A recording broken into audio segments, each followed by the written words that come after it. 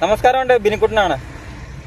അപ്പോൾ KSRTCയിൽ സൗജന്യ യാത്ര, സ്ത്രീകൾക്ക് സൗജന്യ യാത്ര എന്ന രീതിയിലേക്ക് ഒരു ഇത് വന്നായിരുന്നു അല്ലേ. അത് നടപ്പിലാവുമെന്ന് തന്നെ കരുതാം, വിശ്വസിക്കാം. സർക്കാർ ഇപ്പം മുഖ്യമന്ത്രി സ്ഥാനം ഒന്നും ഏറ്റെടുത്തില്ലല്ലോ. അപ്പം സർക്കാർ രൂപീകരണത്തിന് ശേഷം അത് നടപ്പിലാവാനുള്ള ചാൻസ് ഉണ്ട്. പക്ഷേ എൻ്റെ ഒരു ചോദ്യം, അത് അത്യാവശ്യമായ ഒരു കാര്യമാണോ KSRTCയിൽ സ്ത്രീകൾക്ക് സൗജന്യ യാത്ര എന്നുള്ളത് എന്ന് ചിന്തിക്കണം. നമ്മളെ ജനങ്ങളെല്ലാം ചിന്തിക്കണം. കാരണം ഇതിനകത്ത് ഏതെങ്കിലും രീതിയിൽ ബാധ്യത വന്നു കഴിഞ്ഞാൽ ഇതൊക്കെ ബാധിക്കുന്നത് ടാക്സി തൊഴിലാളികളൊക്കെ ആയിരിക്കും. കാരണം ടാക്സ് ഇനത്തിനും മറ്റു രീതിയിലൊക്കെ വിലവർദ്ധനമൊക്കെ വരാൻ ചാൻസ് ഉണ്ട്. അപ്പോൾ അങ്ങനെയൊക്കെ വരുമ്പോൾ ഇതൊക്കെ ബാധിക്കുന്നത് നമ്മൾ പൊതുജനങ്ങളെയും കൂടിയാണ്. നമ്മൾ തന്നെയാണ് ഇതിൻ്റെയൊക്കെ നഷ്ടം നികത്തേണ്ടി ഇതിൻ്റെ അകത്തും നമ്മുടെ മേലാണ് അടിച്ചേൽപ്പിക്കപ്പെടുന്നത്. നമ്മൾ വിലവർദ്ധനമോ ഏതെങ്കിലും രീതി ടിക്കറ്റിൻ്റെ ചാർജിനകത്ത് ഇപ്പോൾ സൗജന്യമായിട്ട് യാത്ര ചെയ്യേണ്ട ആവശ്യത വരുമ്പോൾ മറ്റേ പുരുഷന്മാർക്ക് സംബന്ധിച്ചോളം ചാർജ് കൂടുതലായിരിക്കും, ടിക്കറ്റ് ചാർജ് കൂടുതലായിരിക്കും. മനസ്സിലായില്ലേ? അപ്പോൾ KSRTC സൗജന്യ യാത്ര എന്ന് പറയുമ്പോൾ ഇപ്പം സ്റ്റുഡൻസ് ഉണ്ട് അല്ല, സ്ത്രീകളായിട്ടുള്ള കുഞ്ഞുങ്ങളായിട്ടുള്ള സ്റ്റുഡൻസ് ഉണ്ട്. അവരെ സംബന്ധിച്ചോളം കൺസെഷൻ ഓൾറെഡി ഉണ്ട് അവർക്ക്. രണ്ടെന്ന് പറഞ്ഞാൽ സർക്കാർ ജീവനക്കാരാണ് ഏറ്റവും കൂടുതലും KSRTC ബസ്സിൽ യാത്ര ചെയ്യുന്ന സ്ത്രീകൾ.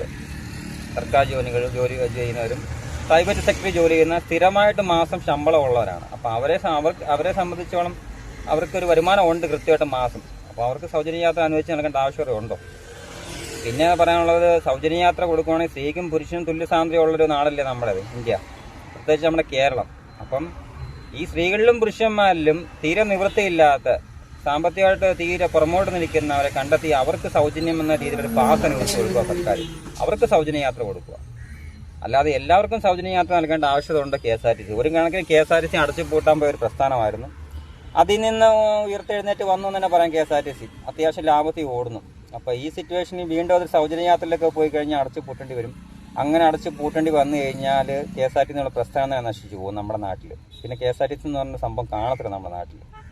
അങ്ങനെ വന്നാൽ പോലും നിലവിലുള്ള KSRTC ജീവനക്കാർ, പെൻഷൻ പറ്റിയവർക്കൊക്കെ ശമ്പളം കൊടുക്കേണ്ടി വരും.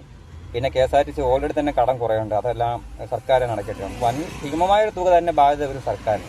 അപ്പോൾ ഇത് അടച്ചു പൂട്ടാൻ നല്ല രീതിയിൽ മുന്നോട്ട് കൊണ്ടുവന്നതിനെ ശ്രമിക്കുക. അതിനകത്ത് ഈ സൗജന്യ യാത്ര എന്നുള്ളത് സ്ത്രീകൾക്കും പുരുഷനും ഒരുപോലെ കൊടുക്കുക. അർഹതപ്പെട്ടവരെ കണ്ടെത്തി ഒരു വാർഡ് മെമ്പർ, ഒരു പഞ്ചായത്ത് അടിസ്ഥാനത്തിലൊക്കെ അല്ലെങ്കിൽ മുനിസിപ്പാലിറ്റി അടിസ്ഥാനത്തിൽ അവരവരുടെ വാർഡിലൊക്കെ താമസിക്കുന്ന, പഞ്ചായത്തിൽ താമസിക്കുന്ന, മുനിസിപ്പാലിറ്റി താമസിക്കുന്ന, തീരെ നിവൃത്തിയില്ലാത്ത, സാമ്പത്തികമായിട്ട് ബുദ്ധിമുട്ട് അനുഭവിക്കുന്നവരെ കണ്ടെത്തി അവർക്കൊരു പാസ് അനുവദിച്ച് കൊടുക്കുക. അവർക്ക് സൗജന്യ യാത്ര കൊടുക്കുക. അല്ലാതെ മുഴുവൻ സ്ത്രീകൾക്കും സൗജന്യ യാത്ര എന്നുള്ളത് അംഗീകരിക്കാൻ പറ്റുന്ന കാര്യമാണോ? നിലവിൽ KSRTC അവസ്ഥ വെച്ചാണ് ഞാൻ പറഞ്ഞത്. അല്ലെങ്കിൽ കുഴപ്പമില്ലായിരുന്നു. ഇത് അടച്ചു പൂട്ടിക്കഴിഞ്ഞാൽ പറഞ്ഞു പോകുന്ന നമ്മൾ പൊതുജനങ്ങൾ തന്നെ ആയിരിക്കും. പിന്നെ ഇങ്ങനെ സൗജന്യ യാത്ര വരുമ്പോൾ ഓട്ടോ ടാക്സിക്ക് ഓട്ടം കുറയും. ഓൾറെഡി ഓട്ടോ ടാക്സിക്ക് ഓട്ടം ഇല്ല. എന്നുവെച്ചാൽ എല്ലാവർക്കും വണ്ടികളും ബൈക്കുകളും കാറുകളും എല്ലാം ഉണ്ട്. പിന്നെ തട്ടിമുട്ടി ഓടിക്കൊണ്ടിരിക്കുന്ന ഒരു പ്രസ്ഥാനമാണ് ഓട്ടോറിക്ഷ പ്രസ്ഥാനം. അപ്പോൾ അങ്ങനെ ഈ സൗജന്യ യാത്ര KSRTC വന്നു കഴിഞ്ഞാൽ ഓട്ടോ ടാക്സി തൊഴിലാളികളെ ബാധിക്കും, നല്ല രീതിയിൽ ബാധിക്കും.